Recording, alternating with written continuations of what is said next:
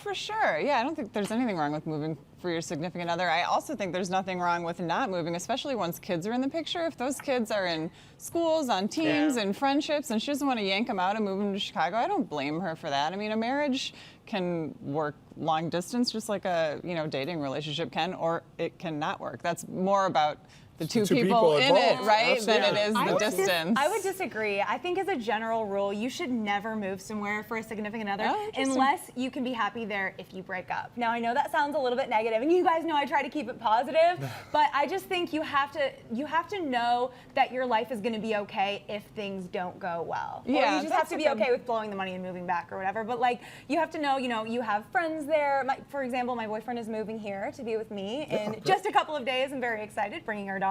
But I know that he's going to be okay because we have our dog. He has friends in Chicago. He's from the Midwest. He's going to be cool. And I think it's going to be okay. Yeah. Because otherwise, if it doesn't work out or the person is unhappy and they don't have enough of their life set up, I think that they're going to be resentful, and you never want to have resentment in a relationship. Yeah, it's tough. I mean, it's definitely very situational, because if you're married with 3 kids and your husband's 6-figure job is in another city, we're all moving. That's just what has to happen. So I think it's definitely different. My husband actually moved to support my career, which doesn't always happen. Men typically aren't the ones that end up moving.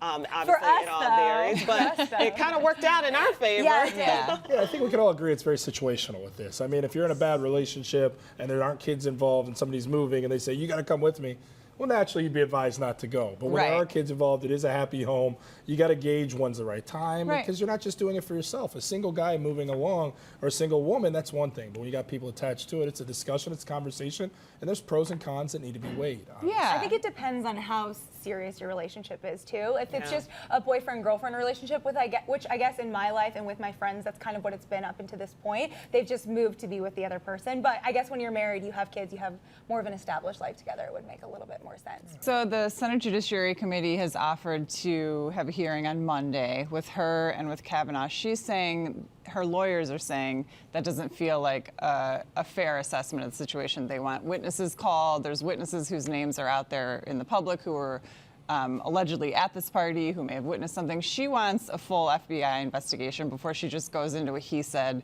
she said in front of the Senate Judiciary Committee, who, from what they've been saying so far, sort of have their minds made up, like, he did it, he didn't do it. She's lying, she's telling the truth. They're rushing, exactly.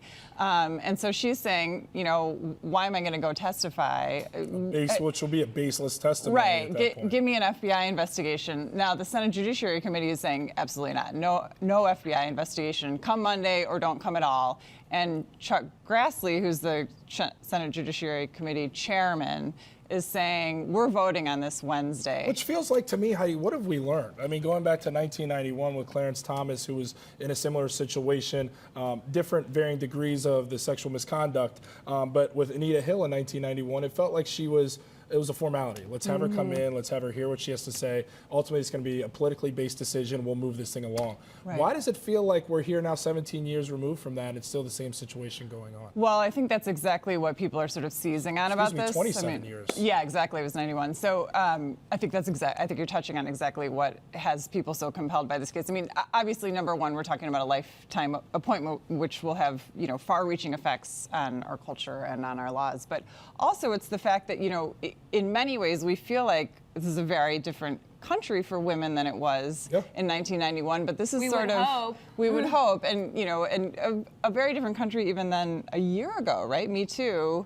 happened. The movement sort of started, being on most people's radar last October when the Harvey Weinstein story broke. So in many ways, we feel like we're in this, totally new era for women. And then a story like this comes along and she's receiving, now whether she's telling the truth or not, we don't know. We simply don't know. A lot of us have made up our minds about whether we believe her or not. I happen to think that her story deserves a full and fair hearing. I don't know what incentive she would have to. That's why your article was so important. Let's just give a little bit more backstory on what's happening and paint the picture for the viewers at home, because this isn't just a case of he said, she said necessarily. There's some other things that have been put into the situation that kind of add to her credibility, and one of them in your article being talking about the witnesses that were present at this, that she says were present at the time of the incident, as well as the notes from her therapist in terms of talking about this a few years ago. And as well, you mentioned that there was a polygraph test that was taken. Yeah. So there are other pieces that kind of add to this case versus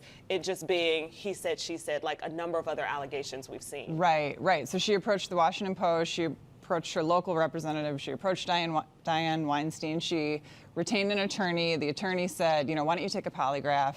She did, administered by a former FBI agent. She passed it. The Washington Post was able to comb through her therapist notes, as you mentioned, back from 2012 when she talked about this in therapy with her husband. And, you know, the story added up. So it's certainly a credible story. It's certainly not a story that we should push aside as a lie simply because, you know, we like this guy. And that's the biggest thing here. Like, let's give it attention for an investigation. Right, exactly. This is not about, obviously, we're a country of laws, we're a country of processes. I mean, it's not about being guilty until you're proven. Like, it's also not actually about being guilty. I mean, this is not a criminal investigation. Nobody's trying to arrest this guy. Nobody's trying to put him in jail. Be the guy that holds the We're highest. just trying to decide whether he is morally fit for a lifetime appointment to the Supreme Court. So there's not, I mean, a lot of his defenders are saying, what happened to due process? What happened to statutes of limitations? Well, nobody's trying to arrest him. I mean, she's just saying, hey, here's the thing that happened to me.